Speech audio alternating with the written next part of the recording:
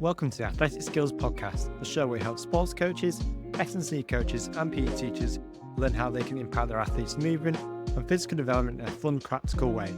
I'm your host, Isaac, the founder of Athletic Skills, and in today's episode, we chat to Jesús Mateo, who is lead sports scientist and S&C coach at West Ham Women's Football Club. Jesús discussed how S&C is integrated within his club and what happens day to day in preparation for training.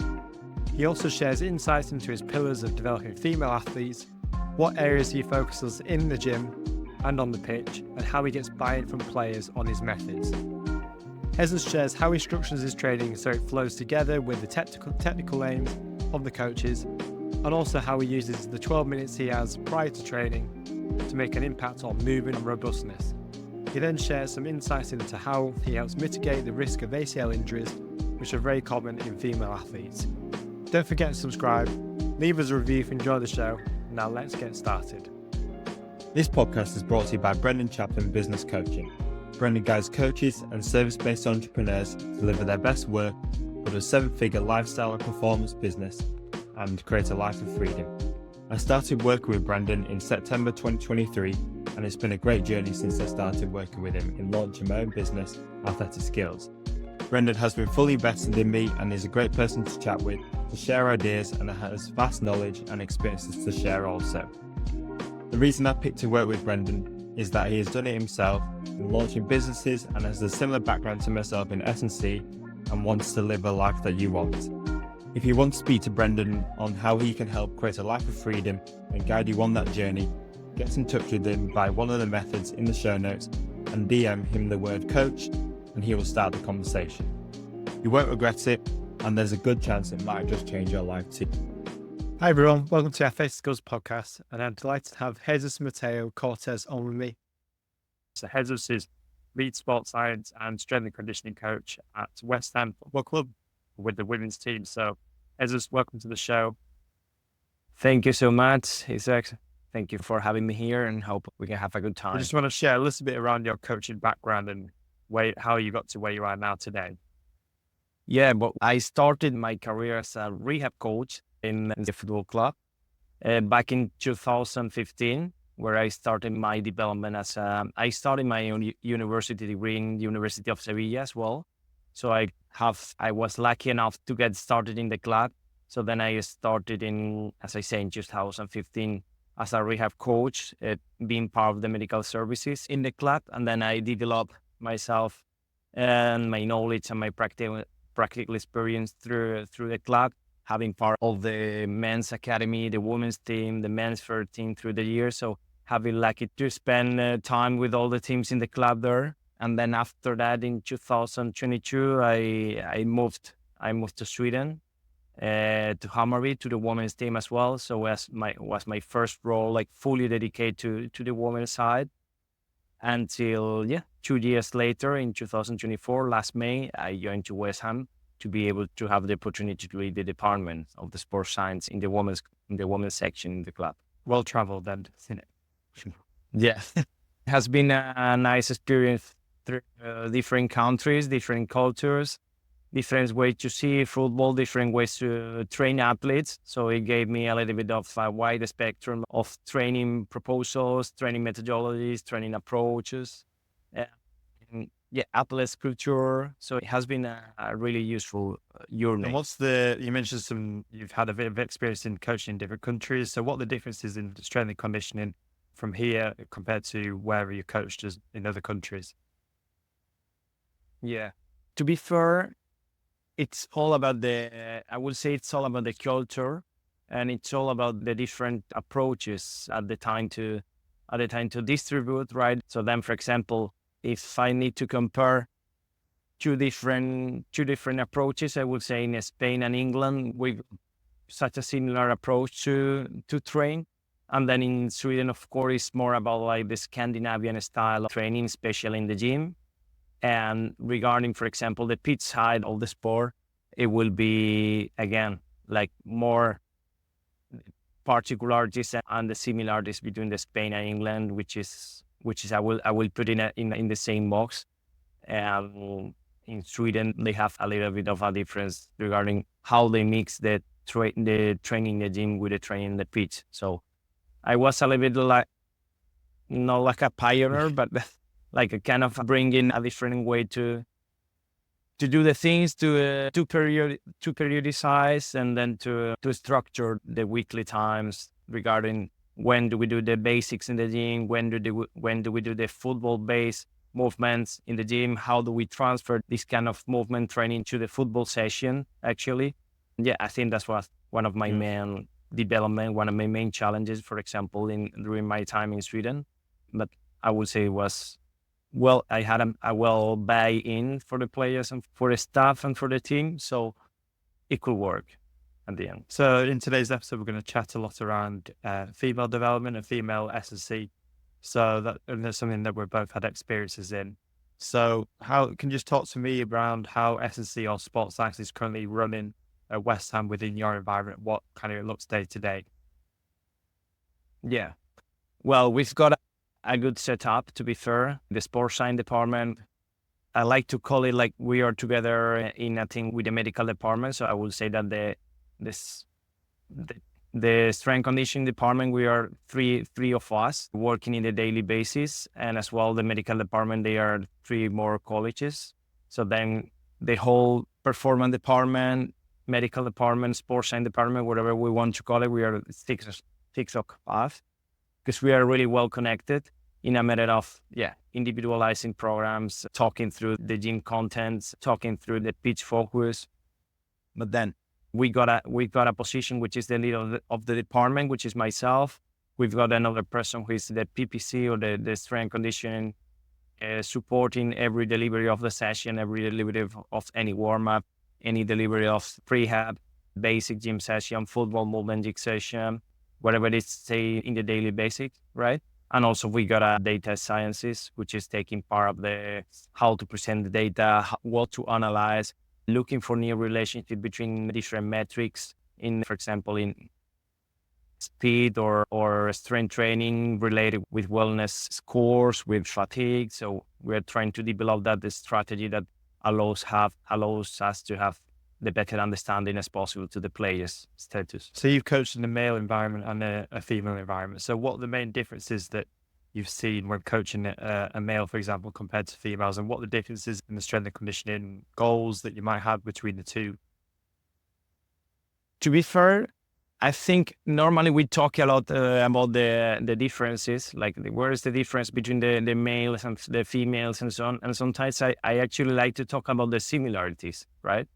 Because sometimes I think we forget about, at the end, if we talk, of course, if we talk about our context, in the context of football, at the end, we are still training footballers, okay? They have the same needs in a matter of movement quality, of movement requirements. And of course, the physiological demands will be different on the pitch regarding the physiological difference between genders.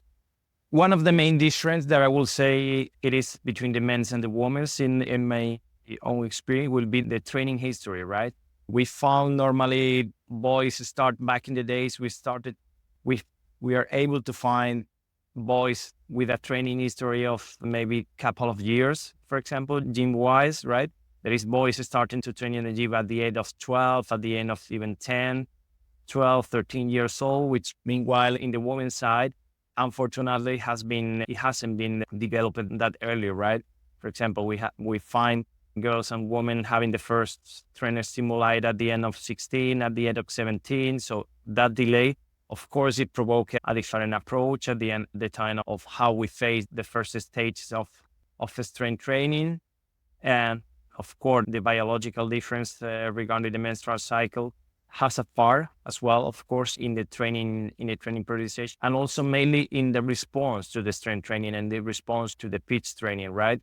This process, of course, it has a huge impact in the hormonal part of the female athlete, and it needs to be taken in consideration at the end of how we actually respond and how we actually face that stimuli by the athlete in a matter of fatigue levels, in a matter of, for example, the same training can have different impact wellness-wise, wellness status-wise, fatigue-wise, sleep quality-wise, depending of the days of the period that they are, and we need to have that in consideration. I think at the end, we shouldn't that much periodicize the strength training regarding the menstrual cycle phases.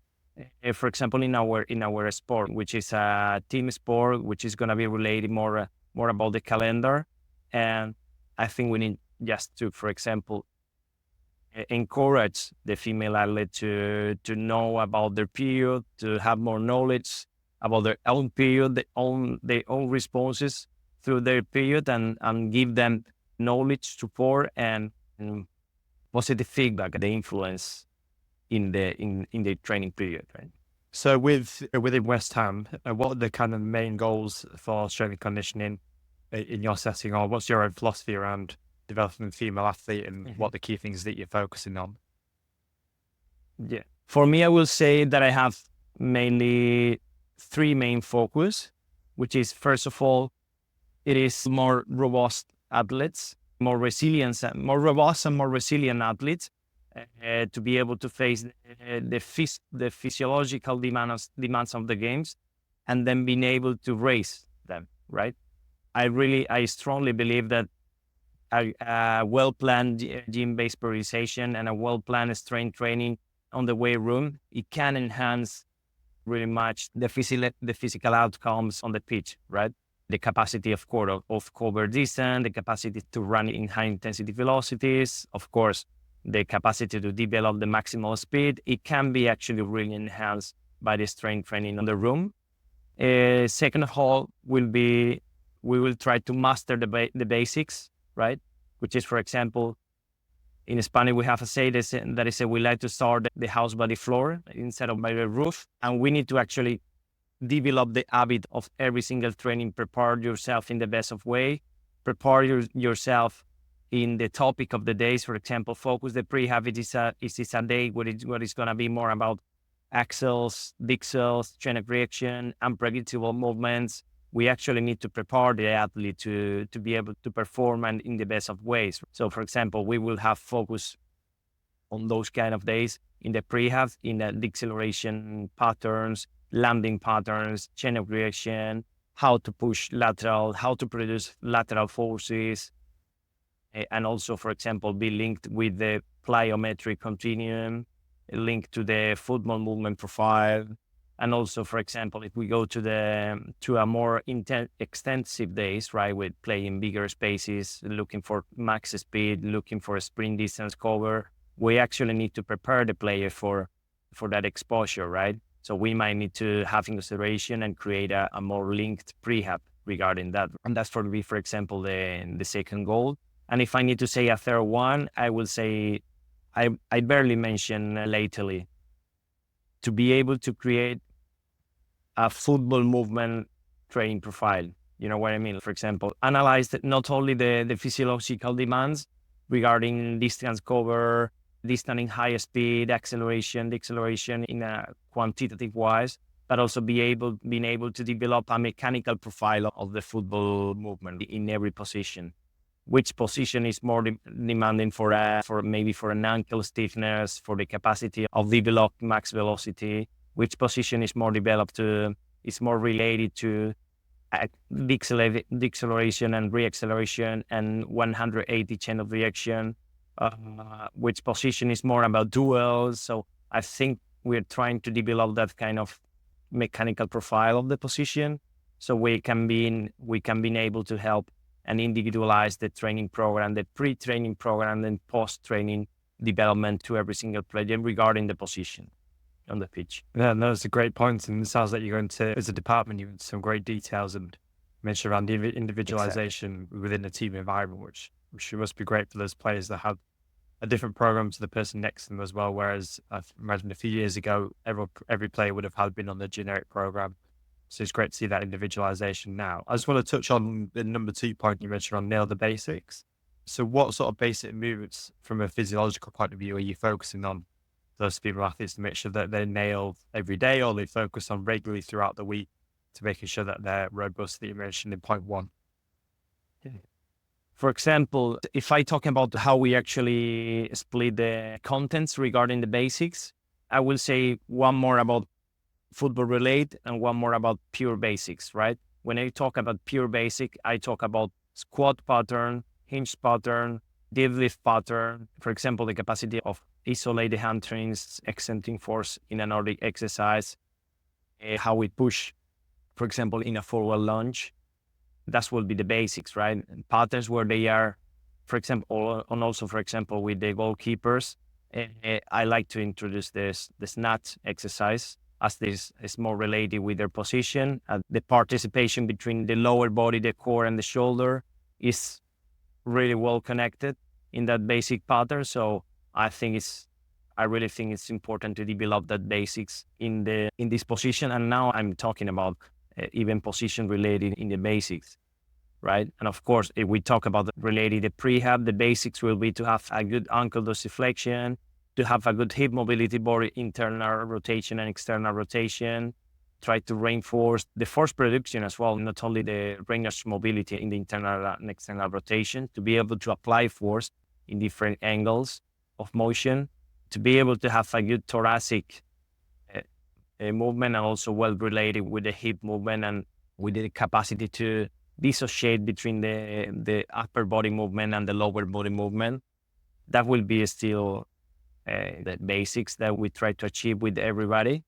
And if we talk about a little bit the mastering the basic bet in the specific football side, I will talk about, of course, how we produce force in the frontal plane, because we have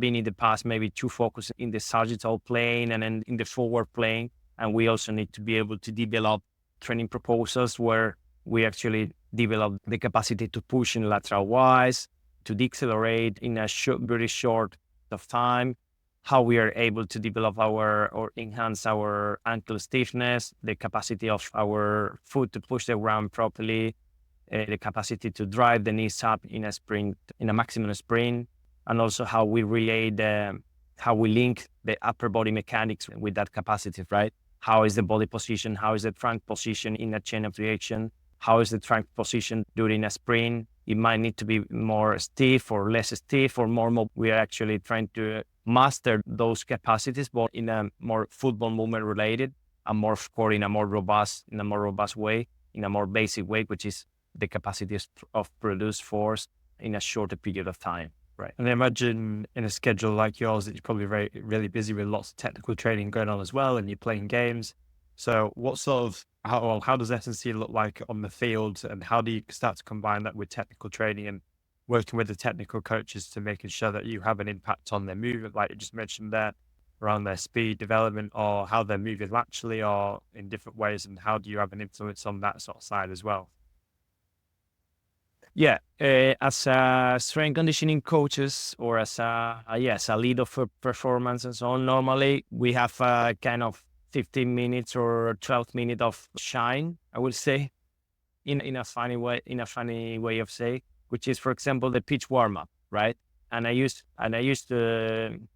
like to use the warm up time to be able to develop and to be able to link what we just work in the prehab, for example, to the training on the day, right? To the training topic of the day. Normally, I used to explain even, okay, this is the topic for today in the prehab.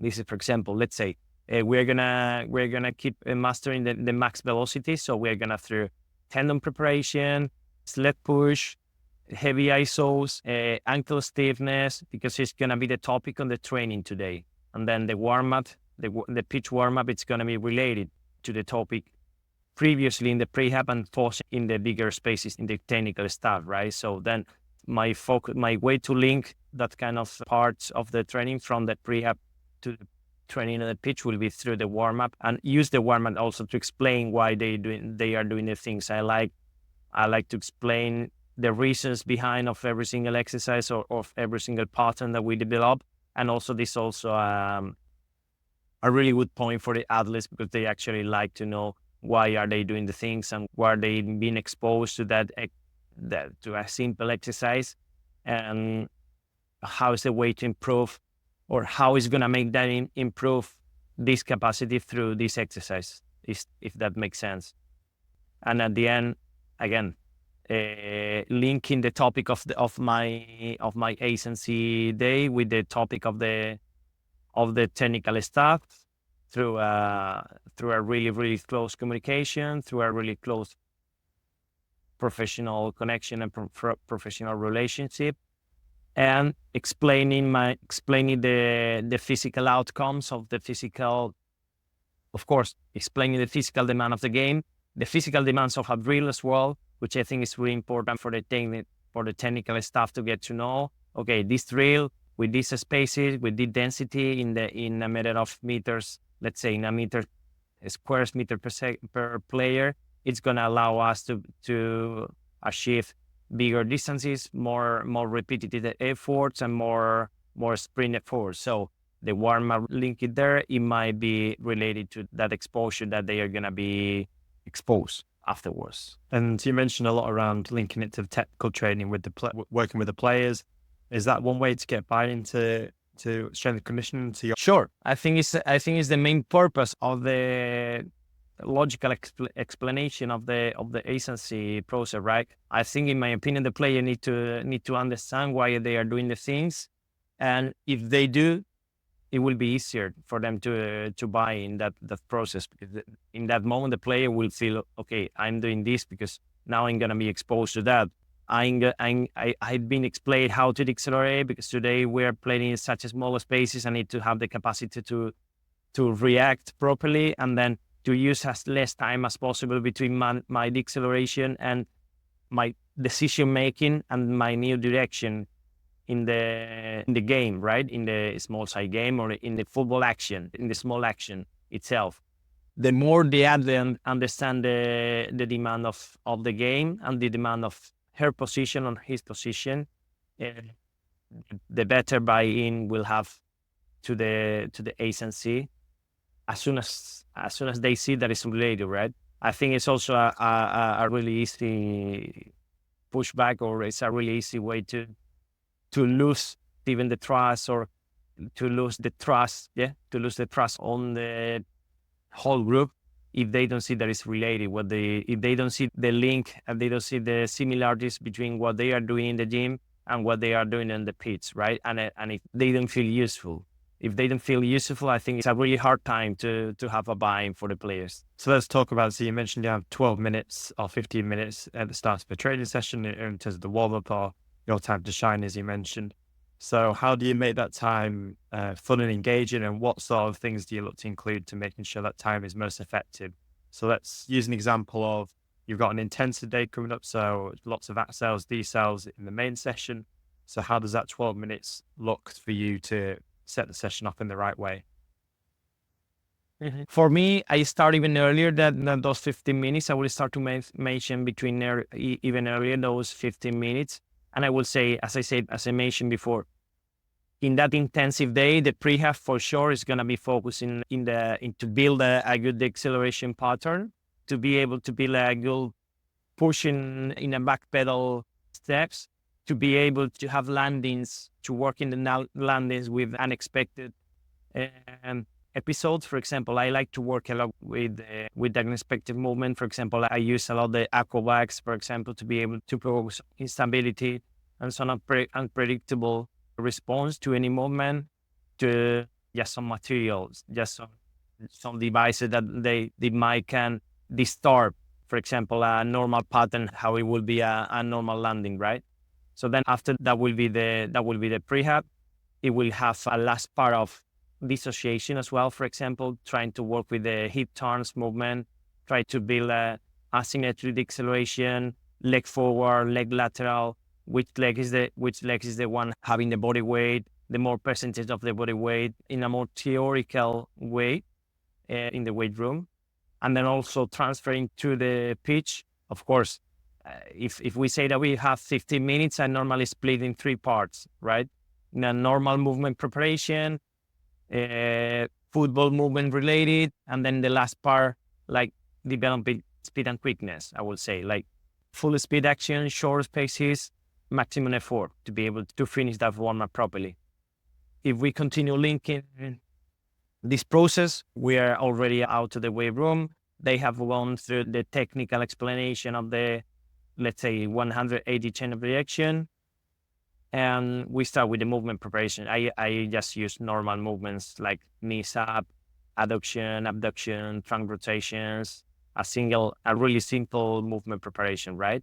Then after, if the content of the prehab has been, for example, back pedals, 180 chain of reaction, the drill in the warm-up is going to come with that exposure, right? They're going to have to round to a pole and turn back. They are going to be able to control a ball, pass right, and move 90 degrees to the left. Normally, I try to create drills where the ball is involved. This is also, I think it will be a way to optimize the time through the technical part of the session. And then it's going to come with a kind of certain decision-making process and then specificity in the actions. Let's think it in a drill, in a simple drill.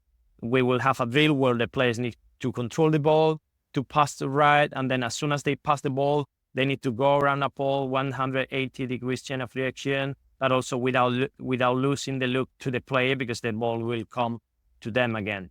So again, using the ball, passing, having a new direction, a new acceleration, a new reacceleration, wait into the spot because the ball will arrive to you again, and then you need to be prepared again for a repeat that kind of pattern and make it also fluent for the whole mood of the team, right? And for the whole pace of the session. And after this second 5 minutes will be done, I will introduce, again, same pace, same pathway, now also full speed, fully focusing, actually optimize the movement that we have in training, right? So for example, now, normally I will say, forget about the ball, focusing, full acceleration, full chain of reaction, run backwards, generation 90 degrees, accelerate, rest in the spot. Wait for 5, 10, 15 seconds, go again full speed. So I would like to do like maybe just 2 full actions, but properly rest in between and properly max effort at the time that you are actually performing the action. That's how we will look at normally a warm up into the pitch, and how it's linked to the prehab and how it's linked to the technical session will come, of course, afterwards. Will come with small side gains, with, I don't know, defending the box or defending, pressing high. So it will be more about football part of the session, but it also related with the context that we have been working through the more. I like that even though you have 15 minutes, you only have 15 minutes, you still can get a lot in there. And I like how the whole session flows as well. So I see a lot of coaches that maybe just do a generic one, where they maybe just do laps around the pitch and general stretching, and that one doesn't really lead into the main session, and it doesn't really set the tone for the main session as well. So I like the nice flow and build up intensity as well. Yeah. So let's just finish off on a big topic around women's sport and around ACLs. So last season, especially, I think it was every week you would see a new ACL within the WSL or within women's sports. It's quite a big topic around, especially in football. So what do you do at West Ham to start to try and mitigate the risk of ACLs in your players, and any advice in terms of other coaches and how they can start to prevent those injuries as well?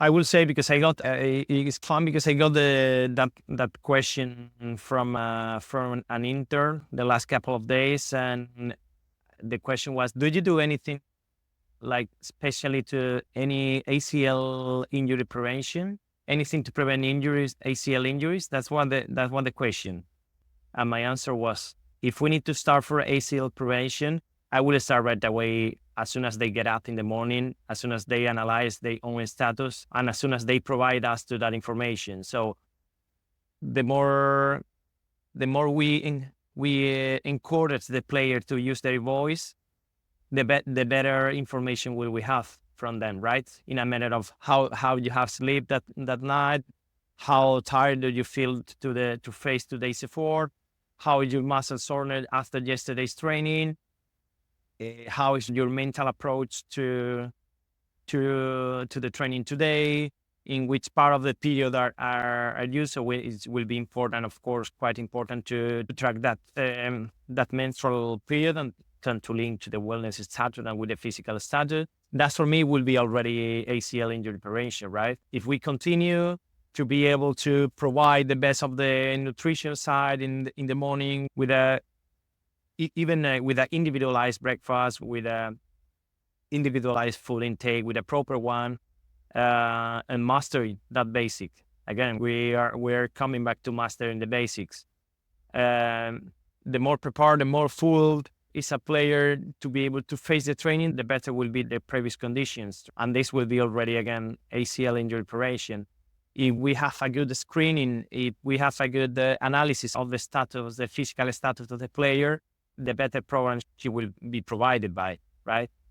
We need to analyze, again, how are your ankles moving, how is your knee function, how your isolated muscle activation behaving. Are you having any imbalance, any muscle imbalance between your hamstring? Are you having any imbalance between your capacity to extend your knee?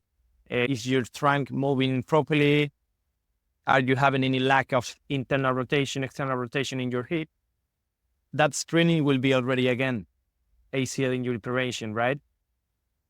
And then the capacity to link that findings into to convert that finding into an individualized program. It's also a good point for the players to have a more individualized training exposure, right? So your own prehab is going to look about, maybe you don't need to spend 15 minutes of the prehab moving your ankle because you're not having any ankle restrictions. Meanwhile, you're having a huge restriction in your internal rotation range of motion, and even in your capacity of produce force in your external rotation. So it might be worth for you to expend those 15 minutes because it's what you actually need to focus on rather than go to a general movement preparation.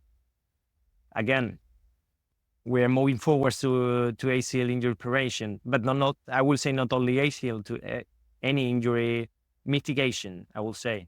If we keep moving forward, if the session is gonna be about landings, it's gonna be about duels, it's gonna be about jumps, it's gonna be about chain of reaction, you actually also need to be prepared.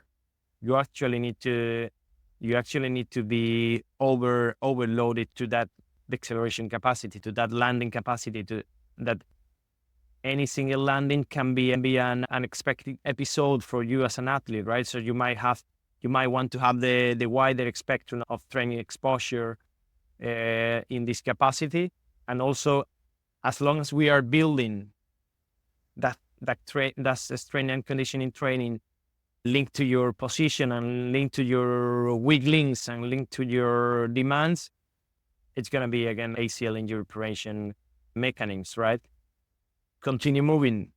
The more capacity you have in the basic pattern, as 2-leg squat, asymmetric squat, unilateral squat, unilateral posterior chain movements, as a hip thrust, as a deadlift, as a clean, as a hip thrust, anything that can be unilateral side, it need to be optimized. So again, we are preparing you for ACL injury mitigation, if that makes sense.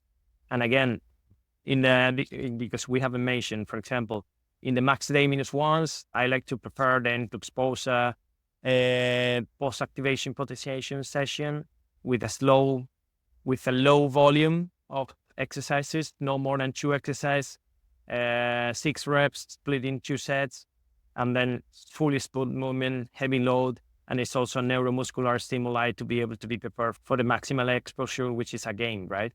Then those kind of strategies all together, I would say that is my main focus, or our main focus in ACL injury mitigation, to be able to have the wider spectrum, the most cover of the demands of any single athlete and any single female athlete in that case. It is what it allows us to feel calm in, like, we are doing everything that is in our hands to be able to mitigate at the end. The sport is unpredictable. The sport have a lot of injury mechanisms as well. Not always provokes an injury, but you're during the game, you are going through maybe 80, 100 injury mechanisms per game, which of course is not always causing an injury, but at the end is inherent to the sport. But also, the more we expose to the players to every single situation that they can face, the better prepared they will be to that injury mechanism, right? And the more will be reduced is the possibility to suffer an injury, or that's what we're hoping with our training proposal, like right? you said, injuries do happen, and it's one of those injuries that, Unfortunately, it that does. you can get something that you can't predict, so you can't prevent in terms of an opponent coming in, or something that they just with the surface gives away. So there's things that you can do to help mitigate those things, but you can't fully prevent injuries, which a lot of people claim they can do, but you can help try and mitigate the risk as much as you can. Exactly.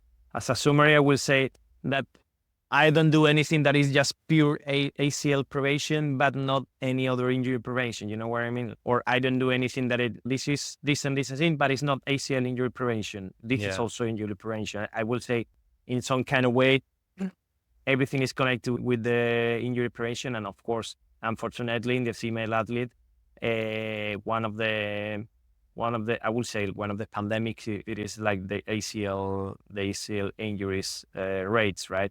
So then, of course, the focus is the whole training spectrum is built around about the injury and the optimization of all the mechanisms of the knee to be able to. The better prepare, the less will be the odds to have that injury. Right? And then the final question on that topic is, how important is jumping and landing mechanics within your program and your coaching, especially single leg, and especially moving in different directions, not just falling backwards? So how important or how much focus do you do on jumping and landing mechanics?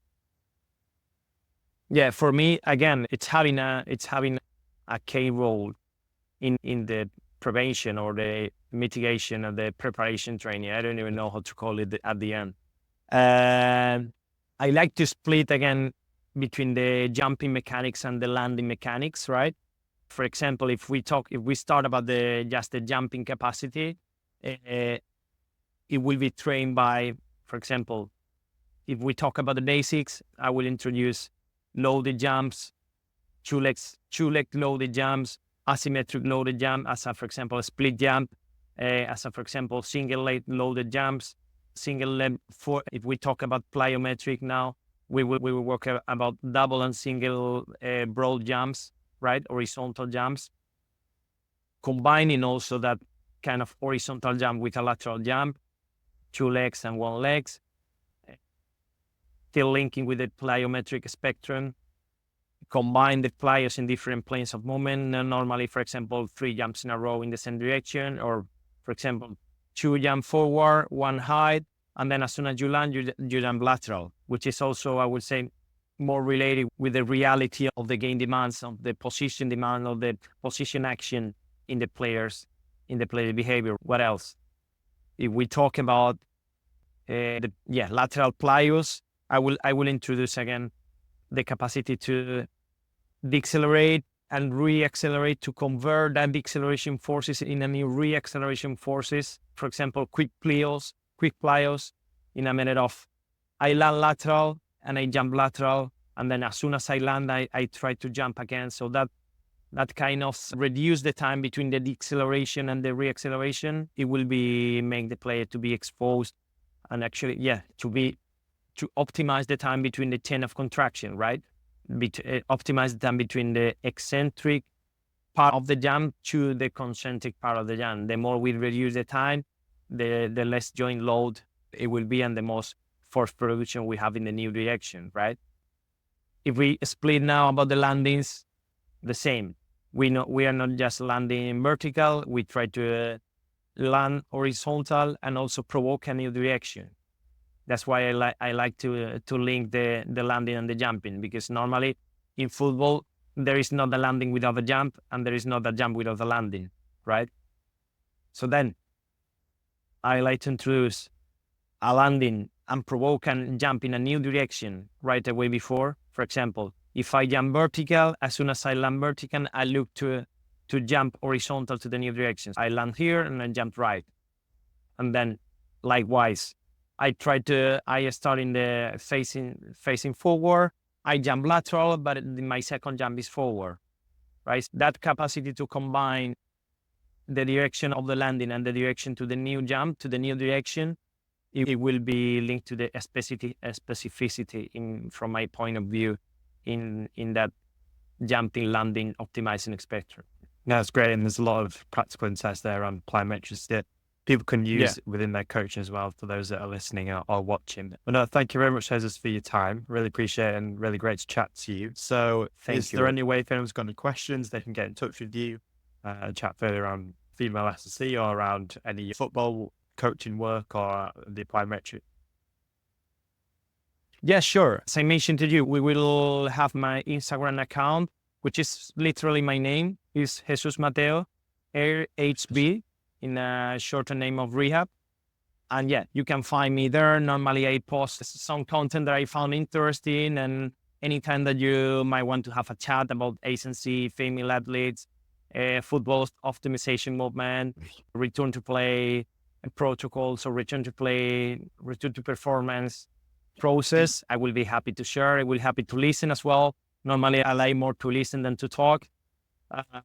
And I will appreciate any feedback, any criticisms, any disagreement, any discussion that it may grow up to everything in that world, right? In the strength conditioning and in football, I will say, from my point of view. But again, Isaac, really appreciate your time as well. Really appreciate that you have the idea to invite me and to have, as I say, in a different language, which is my mother language. And I'm really thankful for this opportunity to have that nice chat. No, thank you very much, and lots of great stuff you provided there. So thank you, Jesus, for your time. Speak to you soon, and good luck for the season. Thank you very much. Thank you very much. Speak to you soon. Thank you so much for tuning into this episode of the Athletic Skills Podcast. I hope you enjoyed our discussion and found it helpful in learning more about impacting your youth athletes' movement and physical development. If you did enjoy this episode, please take a moment to give us a subscribe and share to any other coaches or teachers you think it may help. Also, if you have any feedback or topics that you'd like us to cover in future episodes, please feel free to reach out to us on social media or on the email in the description, and we'll be more than happy to try and tackle those challenges you are facing as a sports coach or a PE teacher. Thank you very much, guys, for listening. I look forward to speaking to you soon.